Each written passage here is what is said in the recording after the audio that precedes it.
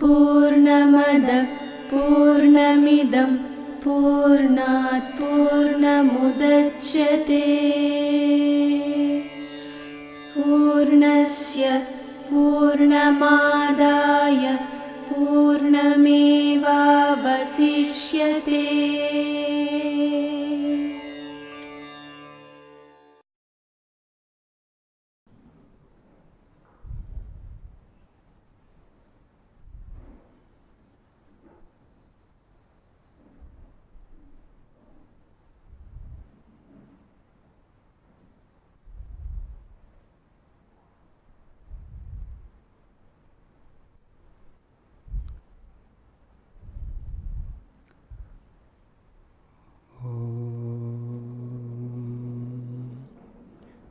व्यासाय विष्णुरूपाय व्यासरूपाय विष्णुवे नमो वै ब्रह्मनिधये वासिष्ठाय नमो नमः नमो नमः नमो नमः। గీత 8వ అధ్యాయం అక్షర బ్రహ్మయోగము. క్రిందటి వారం మనం 25వ శ్లోకం వరకు మాట్లాడుకోవటం జరిగింది. మన తండ్రి మనకు 2 మార్గాలను తెలియచేస్తారు. ఒకటి తిరిగి రానటువంటి మార్గము, రెండవది తిరిగి వచ్చేటటువంటి మార్గము. ఈ మొదటి మార్గం అనేటటువంటిది తిరిగి రానటువంటి మార్గము. ఇది అగ్ని, జ్యోతి, అహ, శుక్ల, ఉత్తరాయణం ఈ 5 కూడా దేవతలు అని మనకు చెప్పటం జరిగింది. ఈ అభిమాన దేవతలు అంటారు.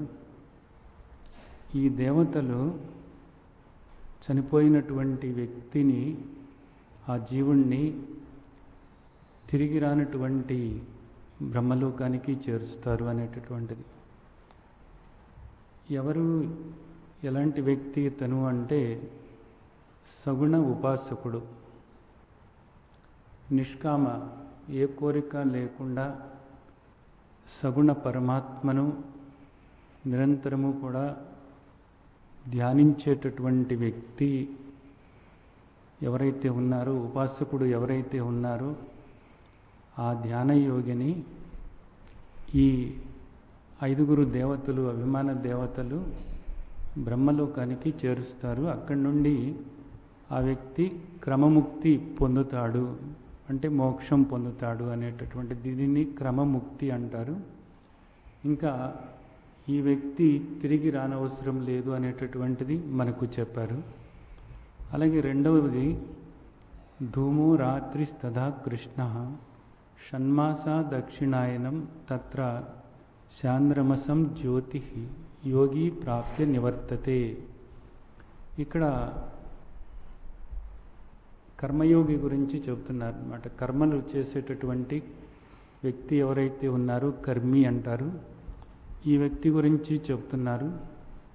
ఈ వ్యక్తి 4 దేవతల గురించి ఇక్కడ చెప్పారు. ఈ 4 దేవతల యొక్క సహాయంతో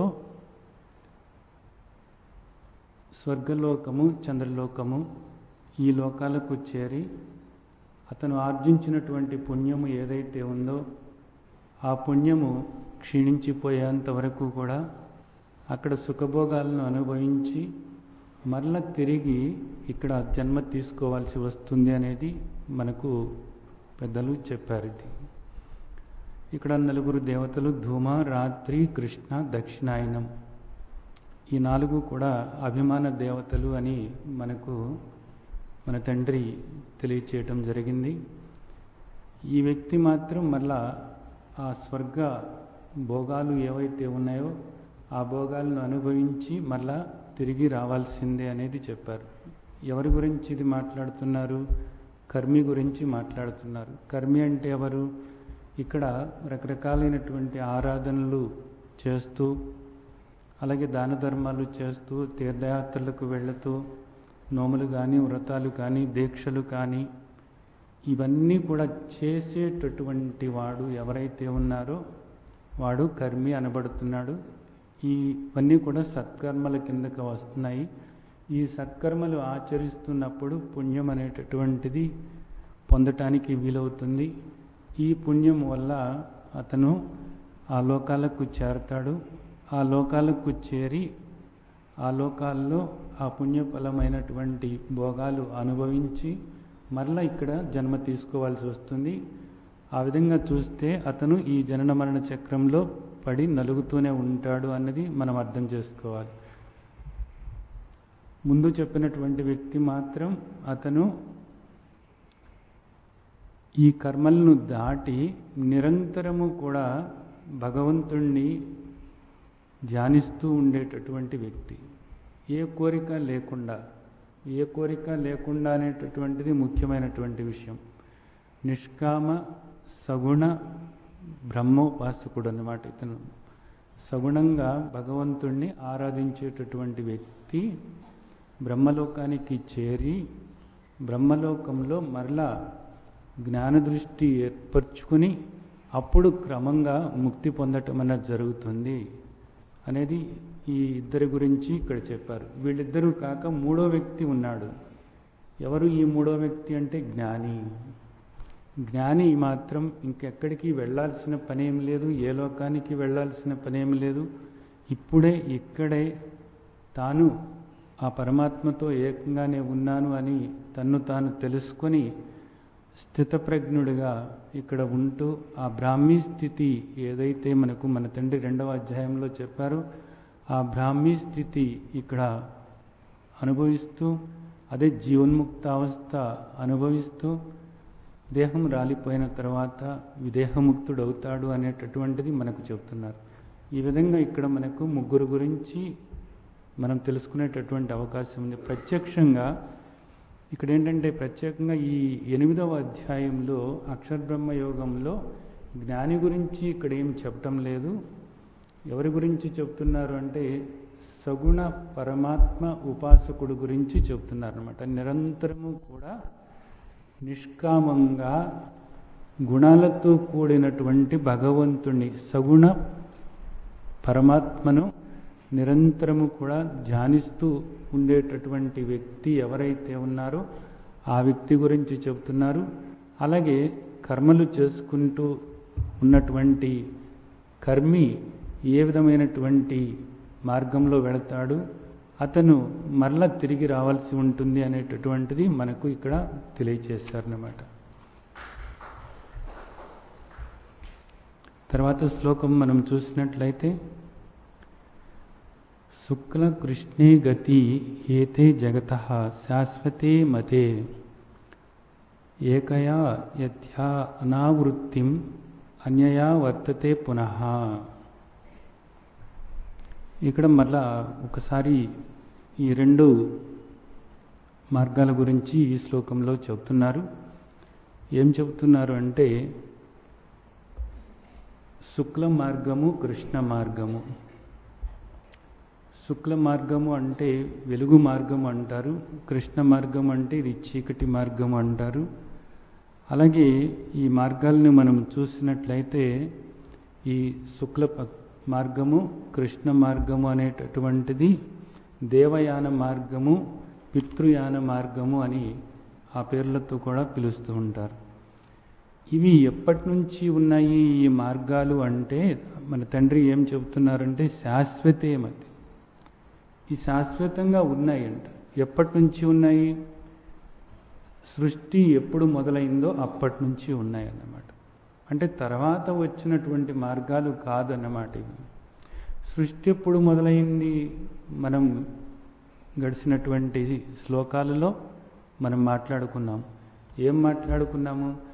బ్రహ్మదేవుడికి పగలు ఎప్పుడు మొదలైతే అప్పుడు ఈ జగత్తు అంతా కూడా వ్యక్తమవుతుంది.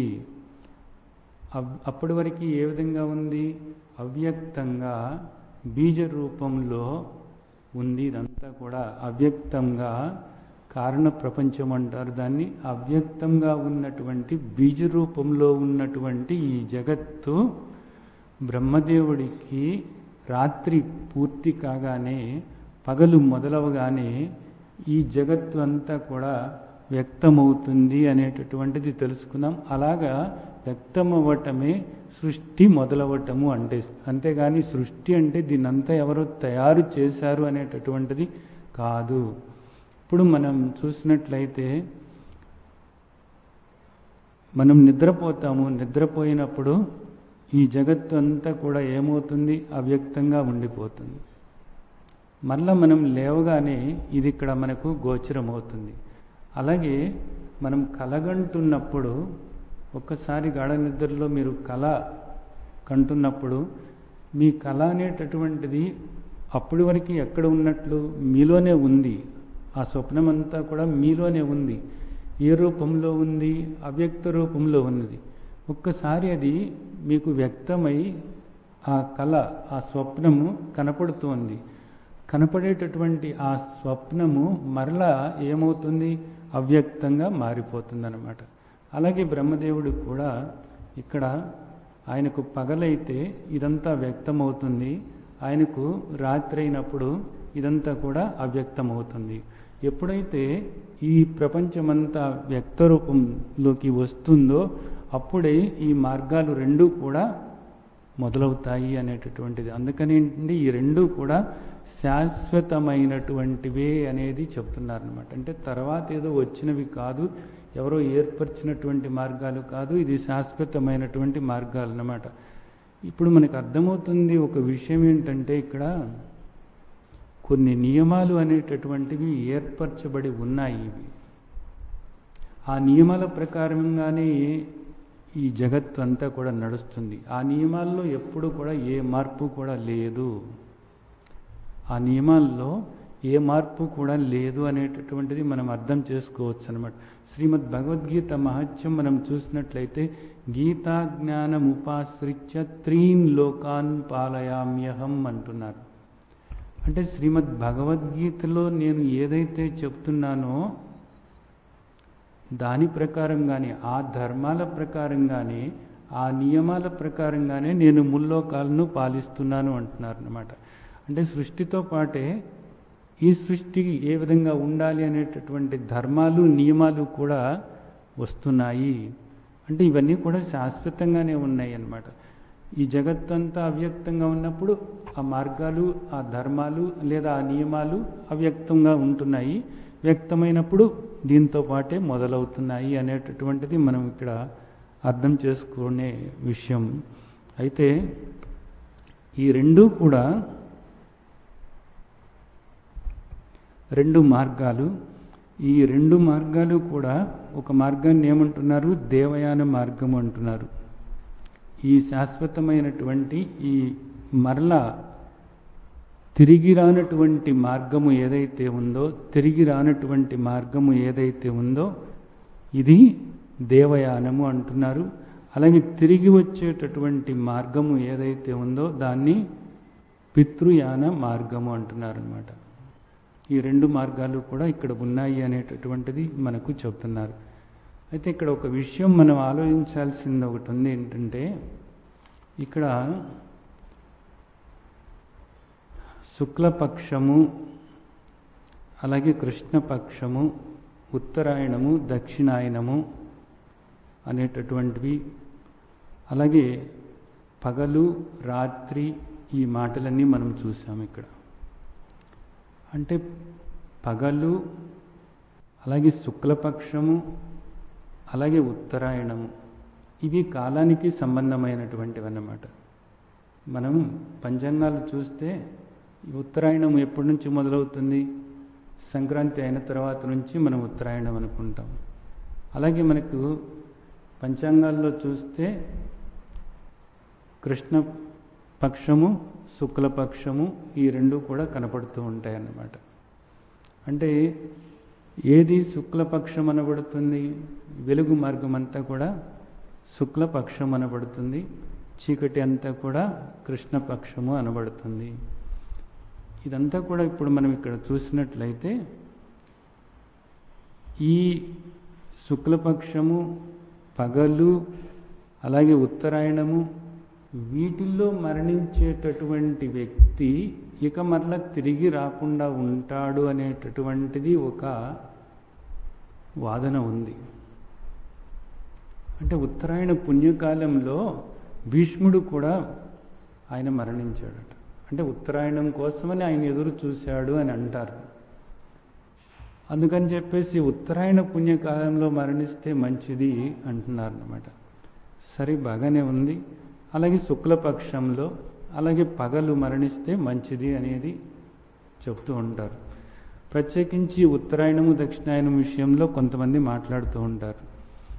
అయితే ఇక్కడ మనం ఆలోచించాల్సినటువంటి విషయం ఏంటంటే, ఉత్తరాయణమే అయినప్పటికీ కూడా ఆ వ్యక్తి శుక్లపక్షంలో కాకుండా కృష్ణపక్షంలో మరణించాడు అనుకోండి. కృష్ణపక్షంలో మరణించినటువంటి వ్యక్తి మరలా తిరిగి వస్తాడు.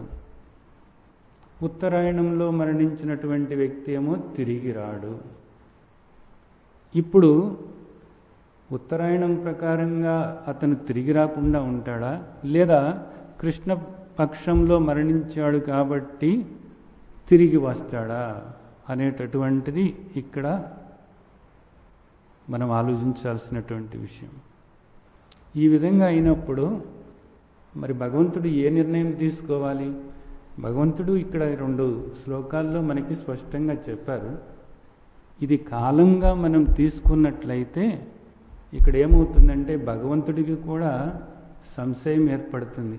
ఇప్పుడు ఈ వ్యక్తిని తిరిగి పంపాలా, లేకపోతే తిరిగి వెళ్లకుండా నాతో ఏకం చేసుకోవాలనేటటువంటి సంశయం అన్నది భగవంతుడికే రావచ్చు అన్నమాట.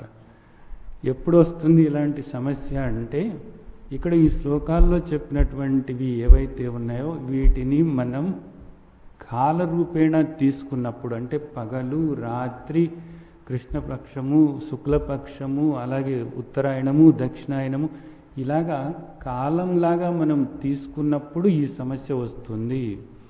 కానీ మనకు శాస్త్రం ఏం చెబుతుందంటే స్పష్టంగా భగవంతుడి ఉద్దేశం అలా కాదు, ఇది మార్గము అని చెప్తున్నారు అన్నమాట. మార్గము ఇక్కడ తర్వాత శ్లోకంలో స్పష్టంగా ఈ విషయం చెప్పబడి ఉందన్నమాట. శుక్ల కృష్ణే గతి అన్నారు. గతి అంటే ఏమిటంటే మార్గము. ఇంకా ఈ అపోహ ఎవరికైనా ఉన్నట్లయితే ఆ అపోహ పోగొట్టుకోవచ్చు. పోగొట్టుకుని నీవసలు తిరిగి వచ్చే మార్గంలో నడుస్తున్నావా, తిరిగి రాని మార్గంలో నడుస్తున్నావా అన్నది చూసుకోవాలి. తిరిగి వచ్చే మార్గం ఏమిటి? ఈ కర్మలలో కూరుకుపోవటం అన్నమాట. ఇక్కడ అనేక మంది ఈ కర్మలలో కూరుకుపోయి ఉన్నారు. అది తప్పు అనటం లేదు. వాటి నుంచి నువ్వు తర్వాత మెట్టు మీదకి వెళ్ళాలి అనేటటువంటిది చెప్తున్నారు. కానీ తర్వాత మెట్టు మీదకి వెళ్ళటానికి ప్రయత్నం చేయటం లేదు. అలాగే సకామంగానే, అంటే కోరికలతోనే నీ ఆరాధన మొదలవుతుంది. అయితే ఆ కోరికలు నెరవేర్చుకోవటమే ధ్యేయము అన్నట్టుగా జీవితాంతము కూడా ఆ మెట్టు మీదే కూర్చుని ఉంటున్నావు. దానివల్ల ఏమవుతుంది? మరలా ఈ జనన మరణ చక్రంలో పడి నలుగుతూనే ఉంటున్నావు. ఇది బాగా అర్థం చేసుకోవాల్సిన విషయం. ఈ మొత్తం అధ్యాయంలో ఈ విషయాన్ని చక్కగా అవగాహన చేసుకున్నట్లయితే కనీసం ఆ మెట్టు మీద నుంచి ఈ సగుణారాధనలోకి రావటానికి ప్రయత్నం చేస్తే నిష్కామ సగుణ భక్తి, నిష్కామ సగుణ ఉపాసన ఇక్కడికి వచ్చినట్లయితే, సగుణ ధ్యానంలోకి వచ్చినట్లయితే నీవు క్రమముక్తేన పొందుతావు. లేదా నీవు ఒక యోగ్యత ఏర్పరచుకుని ఇప్పుడే ఇక్కడే నీవు నీ అజ్ఞానాన్ని పోగొట్టుకుని స్థితప్రజ్ఞుడిగా మారటానికి అవకాశం ఉంటుంది. అలా కాకుండా నేను కోరికలే కోరుకుంటూ ఉంటాను, నేను చేసేదే గొప్పది అనుకుంటూ, నీవు ఈ కర్మలే గొప్ప విషయాలు అనుకుంటూ ఆ కర్మలలో నువ్వు కూరుకుపోయి ఉన్నట్లయితే నీవు మరలా జనన మరణ చక్రంలో పడి నలగాల్సి వస్తుంది అనేటటువంటిది అర్థం చేసుకోవాల్సిన ముఖ్యమైనటువంటి విషయం. అయితే ఇప్పుడు ఈ కర్మలన్నీ మానేయాలా అని అంటే మనకు శ్రీమద్ భగవద్గీత చెబుతున్నటువంటి సందేశం ఏమిటంటే, ఈ కర్మలన్నీ గనుక నువ్వు మానేసినట్లయితే లోకమంతా కూడా భ్రష్టు పట్టిపోతుంది. కాబట్టి ఈ కర్మలన్నీ కూడా నువ్వు చెయ్యి. ఏ విధంగా చేస్తావు? నీ సాధన ఏదైతే ఉందో ఆ సాధన నువ్వు చేసుకుంటూ, నువ్వు జ్ఞానివైతే ఆత్మస్వరూపంగా నిన్ను స్మరించుకుంటూ ఈ కర్మలు చెయ్యి. ఈ కర్మలన్నీ కూడా ఎందుకోసం చేస్తున్నావు? లోకం కోసం చేస్తున్నావు, లోక కళ్యాణం కోసం చేస్తున్నావు. లోకంలో అక్కడ కూరుకుపోయినటువంటి వాళ్ళను తర్వాత మెట్టు మీదకి చేర్చటానికి ఆ కర్మలు ఉపయోగపడేలాగా నువ్వు చేసుకోవాలి అనేటటువంటిది మనకు శాస్త్రం చెప్తున్నటువంటి విషయం. కాబట్టి దీన్ని అర్థం చేసుకుని నువ్వు ఆ దృష్టితో నువ్వు ఆ కర్మలు చెయ్యాలి అనేది చెప్తున్నారన్నమాట. అంతేకాని ఈ కర్మలన్నీ మానేసేయమని మనకు చెప్పటం లేదు. అప్పుడు ఏమవుతుంది? నీ కర్మ అనేటటువంటిది కర్మయోగంగా మారి ఆ కర్మయోగము అనేటటువంటిది నువ్వు స్థితప్రజ్ఞుడిగా ఉండటానికి అది దోహదపడుతుంది. అంతేకాని దానివల్ల వచ్చేటటువంటి పుణ్యంతో నువ్వేదో స్వర్గలోకానికి వెళ్ళి నువ్వు ఆ భోగాలు అనుభవించాల్సినటువంటి పరిస్థితి రాదు. ఇది బాగా అర్థం చేసుకోవాలి. సరే, ఇక్కడ ఏమంటున్నారు? ఇవి శాశ్వతమైనటువంటి మార్గాలు. ఈ రెండు కూడా మార్గాలు అనబడుతున్నాయి. రెండు మార్గాలు కూడా ఒక మార్గం అయితే వెళ్ళినవాడు మరలా తిరిగి రాకుండా అక్కడే మోక్షం పొందటానికి అవకాశం ఉంటుంది. ఇంకొక మార్గం అయితే తిరిగి వచ్చి ఈ జనన మరణ చక్రంలో పడాల్సి వస్తుంది. ఈ విషయం బాగా అర్థం చేసుకోవాలి. అందుకని మనం పదే మాట్లాడుకోవాల్సిన అవసరం ఏర్పడుతుందన్నమాట.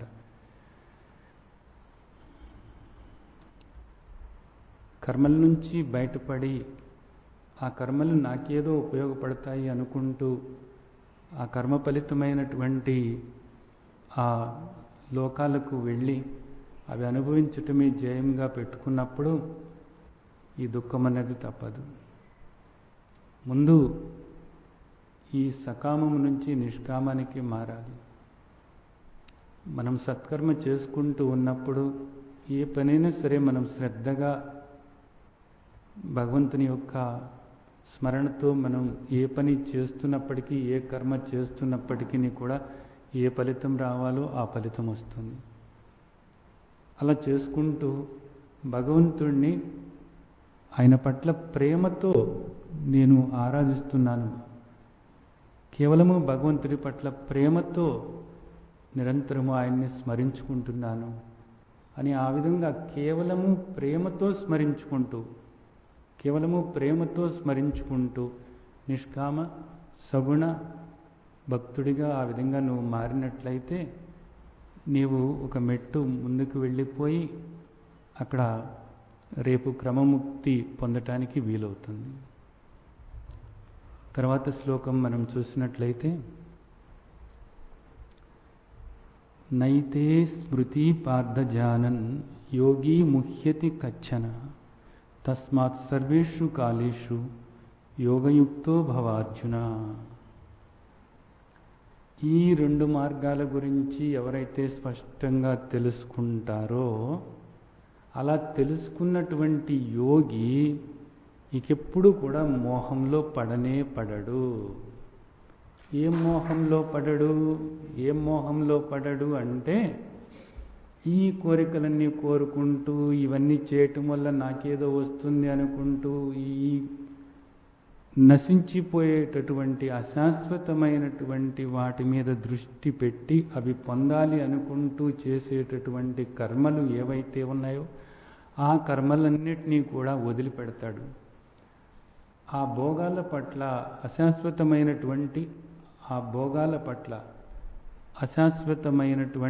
ఆ లోకాల్లో అనుభవించేటటువంటి భోగాల పట్ల, ఇహపరాలలో రెండిట్లోనూ కూడా అనుభవిస్తున్నటువంటివి ఏవైతే ఉన్నాయో ఇవన్నీ కూడా అశాశ్వతమైనవి, అల్పమైనవి, అవన్నీ కూడా మనకు దుఃఖాన్ని కలిగించేవే, మరలా జనన మరణ చక్రంలో మనల్ని పడవేసేవే అని ఎవరైతే తెలుసుకుంటారో వాళ్ళు ఆ మార్గాన్ని వదిలి ఏ మార్గానికి రావాలని మన తండ్రి కోరుకుంటున్నాడు అంటే యోగయుక్తో భవ అర్జున.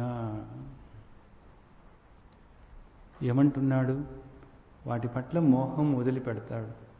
తెలిసినటువంటి వాడవైతే నువ్వు వాటి పట్ల మోహం వదిలిపెడతావు. యోగి ముహ్యతి కచ్చన, ఇంకే అనుమానము లేకుండా ఆ కోరికలన్నీ కూడా మన ముందున్న పని మనం చేసుకుంటూ పోదాం, ఏదొస్తే అది వస్తుంది, అలా చేసుకుంటూ పోదాం.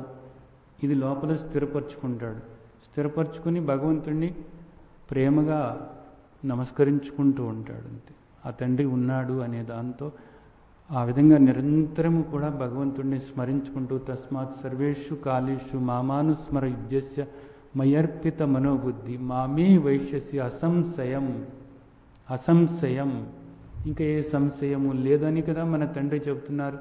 తస్మాత్ సర్వేషు కాలేషు, సర్వకాల సర్వావస్థలలోనూ కూడా ఆ తండ్రిని స్మరిస్తూ ఆ తండ్రికి దగ్గరగా ఉంటూ ఆ తండ్రిని గుణగణాలను స్మరించుకుంటూ నిరంతరము కూడా అదే ధ్యాసతో ఉంటూ తన ముందున్న పని తాను చేసుకుంటూ పోతూ ఉన్నట్లయితే ఆ వ్యక్తి తప్పకుండా మోక్షం పొందుతాడు, ఆయనతో ఏకమవుతాడు అనేటటువంటిది ఆ తండ్రి చెప్తున్నారు. ఇంకే సంశయము వద్దు అన్నది ఆ తండ్రి చెప్తున్నారు కదా. కాబట్టి ఆ విధంగా మారాలి. ఈ అధ్యాయంలో మనకు ముఖ్యంగా మనం నేర్చుకోవాల్సిన విషయం ఏంటంటే ఇదే. ఇక్కడ ఏమంటున్నారు? యోగయుక్తో భవ అర్జున. నిరంతరము కూడా భగవంతుడిని ఆ విధంగా ధ్యానించేటటువంటి యోగిగా నువ్వు మారాలి. ఏ యోగిగా? కర్మయోగిగా. కర్మ కాదు ఇక్కడ. భగవంతుని పట్ల నిరంతరము కూడా ప్రేమతో ఆయన్ని సగుణంగా ఆరాధిస్తూ సగుణంగా ధ్యానిస్తూ ఉండేటటువంటి యోగివి కావాలి అనేది ఇక్కడ చెప్తున్నారన్నమాట. ఇక్కడ మీకు గుర్తున్నట్లయితే ఒక మాట, ఆత్మవాన్ భవ. ఎక్కడిది? 2వ అధ్యాయంలో 45వ శ్లోకంలో చూసినట్లయితే త్రైగుణ్య విషయావేద నిస్త్రైగుణ్యో భవ అర్జున నిర్ద్వంద్వో నిత్య సత్వస్థో నిర్యోగక్షేమ ఆత్మవాన్. ఆత్మవాన్ భవ మనకి 2వ అధ్యాయంలో చెప్పారన్నమాట. అక్కడ ఏమని చెప్తున్నారు? త్రైగుణ్య విషయావేద నిస్త్రైగుణ్యో భవ అర్జున. ఆ గుణాలు అవన్నీ కూడా ఆ గుణాలను దాటి ఆత్మస్వరూపంగా నిన్ను నువ్వు తెలుసుకొని నిరంతరము కూడా ఆత్మస్వరూపంగా ఉండు అనేటటువంటిది అక్కడ చెప్తున్నారు. అది జ్ఞానికి సంబంధమైనటువంటి విషయం అన్నమాట.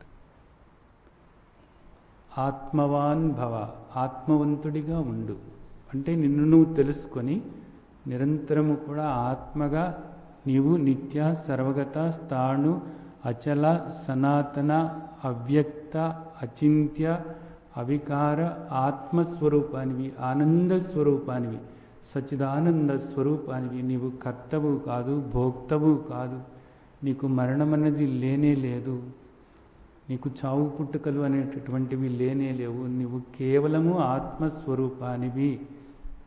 ఆ విధంగా నువ్వు ఉండు అనేది మనకు అక్కడ చెప్పారు. ఇక్కడేం చెబుతున్నారు? ఇది ఈ అధ్యాయం అనేటటువంటిది సగుణ ధ్యానికి సంబంధమైనటువంటిది కాబట్టి, ఇక్కడ సగుణ ఉపాసకుడికి సంబంధమైనది కాబట్టి ఇక్కడ ఏం చెబుతున్నారు? యోగయుక్తో భవ అర్జున. నిరంతరము కూడా నువ్వు ఆ కర్మల మీదకి దృష్టి పోకుండా నిరంతరము కూడా నన్ను ధ్యానిస్తూ ఉండు. కేవలము భగవంతుడికి దగ్గరగా, భగవంతుడిని స్మరించుకుంటూ భగవంతుడికి దగ్గరగా ఉండటమే. భగవంతుడిని ధ్యానిస్తూ, ధ్యానించటం అంటే కేవలం ఏదో కూర్చుని ధ్యానించటమే అనేది కాదు. ఎప్పుడూ భగవంతుడికి దగ్గరగా. ఉపాసకుడు అంటారనమాట. అంటే దగ్గర, ఆయనకి ఎప్పుడూ దగ్గరగా ఉండటం అనమాట. అంటే ఆయనకి ఎప్పుడూ కూడా ఆయన్ని స్మరించుకుంటూ ఉండటం అనమాట. గుణాలతో కూడినటువంటి భగవంతుడిని. అక్కడ 2వ అధ్యాయంలో చెప్పింది మాత్రం ఏమిటి? త్రైగుణ్య విషయ వేద నిస్త్రైగుణ్యో భవ అర్జున, గుణాలు దాటినటువంటి ఆత్మస్వరూపంగా నీవు ఉండు అన్నది. ఇక్కడేమో గుణాలతో కూడినటువంటి భగవంతుణ్ణి స్మరించుకుంటూ ఉండు అనేటటువంటిది. దానికి దీనికి తేడా మీరు అర్థం చేసుకోండి. ఆ విధంగా ఉండు అనేది ఇక్కడ మనకు చెప్తున్నారన్నమాట. మళ్ళీ ఇక్కడ గుర్తుంచుకోండి, ఇదంతా కూడా నిష్కామ సగుణ ధ్యాని గురించి చెప్తున్నారు. తర్వాత శ్లోకం చూసినట్లయితే వేదేషు యజ్ఞేషు తపస్సు చైవ దానేషు యత్ పుణ్యఫలం ప్రదిష్టం ఆత్యేతి తత్సర్వమిదం విదిత్వా యోగి పరం స్థానముపైతి చాద్యం.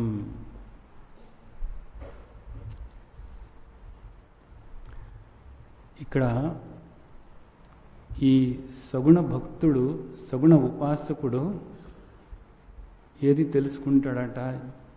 వేదేషు యజ్ఞేషు తపస్సు చైవ దానేషు యత్ పుణ్యఫలం ప్రదిష్టం ఆత్యేతి తత్సర్వమిదం విదిత్వా యోగి పరం స్థానముపైతి సాధ్యం. వేదాలు అధ్యయనం చేయటం వల్ల, వేద పఠనం చేయటం వల్ల పుణ్యం వస్తుంది. అలాగే యజ్ఞాలు చేయటం వల్ల పుణ్యం వస్తుందన్నమాట. అలాగే తపస్సు చేయటం వల్ల పుణ్యం వస్తుంది. దానాలు చేయటం వల్ల పుణ్యం వస్తుంది. ఈ 4 కూడా ఇక్కడ మన తండ్రి మనకు చెప్పారన్నమాట. వేదాధ్యయనము, వేద పఠనము, ఆ వేద పఠనం వల్ల వచ్చే పుణ్యము, యజ్ఞాలు చేయటం వల్ల వచ్చే పుణ్యము, అలాగే తపస్సు ఆచరించటం వల్ల వచ్చేటటువంటి పుణ్యము, దానం చేయటం వల్ల వచ్చేటటువంటి పుణ్యము, ఆ ఫలం కన్నా కూడా ఆ 4 వల్ల వచ్చేటటువంటి ఆ ఫలము ఏదైతే ఉందో ఆ ఫలము కన్నా కూడా ఇక్కడ సగుణ ఉపాసన ఏదైతే ఉందో దీనివల్ల వచ్చేటటువంటి ఫలము ఉత్తమమైనటువంటిది అని తెలుసుకునేటటువంటి వాడు వాటిని అధిగమించి వాటి మీదకు దృష్టి వెళ్లకుండా, వాటికి ఆశ పడకుండా, ఆ ఫలాలకు, ఆ పుణ్యానికి ఆశపడకుండా, వాటిని పట్టించుకోకుండా దేని మీద దృష్టి సారించుతాడట? ఆ పరమాత్మను, సగుణ పరమాత్మను నిరంతరము కూడా ఆరాధించుకుంటూ ఉంటాడు. దృష్టి అంతా కూడా సగుణ పరమాత్మ మీద ఉంటుంది. ఎందుకని?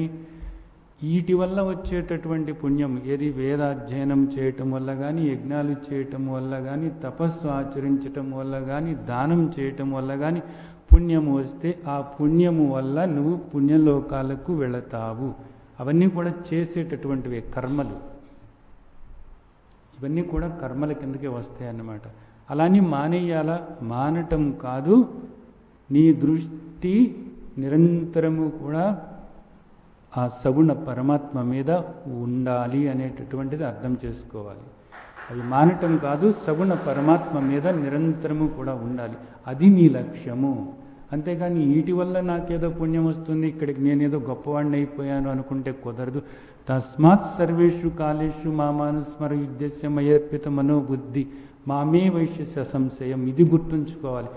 ఎప్పుడు కూడా నిరంతరము కూడా ఆయన్ని గుర్తుంచుకుంటున్నానా లేదా, నేను ఆ సగుణ పరమాత్మ ఉపాసకుడిగా ఉన్నానా లేదా అనేటటువంటిది గమనించుకుంటూ ఉండాలి. అంతేగాని వీటి వల్ల నాకేదో వస్తుంది, ఇదే గొప్పది అనేటటువంటి భావన లేకుండా ఉండాలి.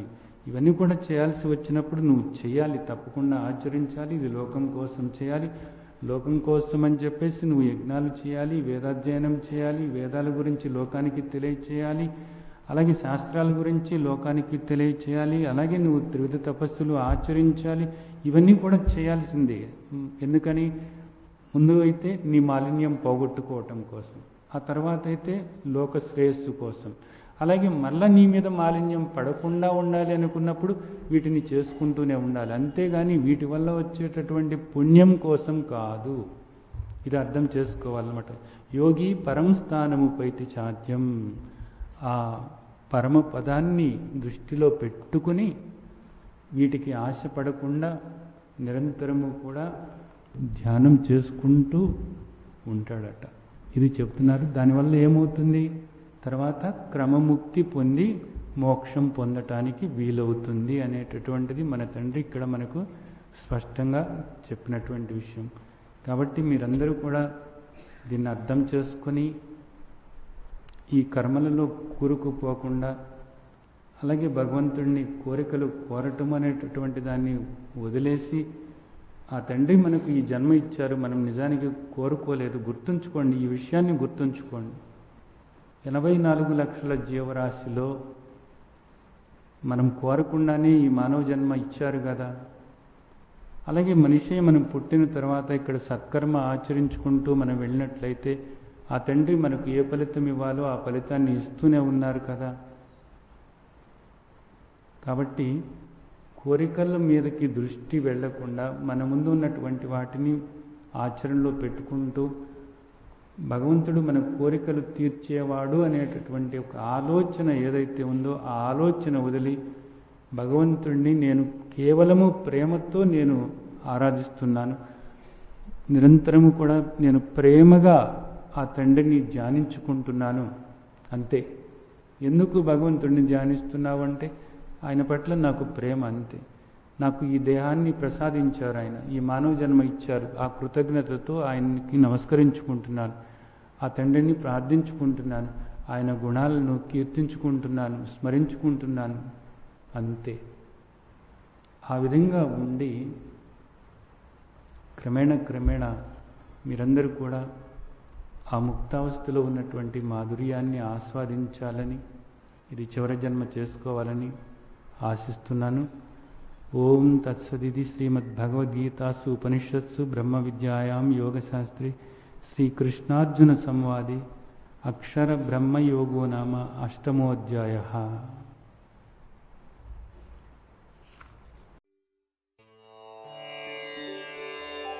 లోకా సమస్తా సుఖినో భవంతు. లోకా సమస్తా సుఖినో భవంతు. లోకా సమస్తా సుఖినో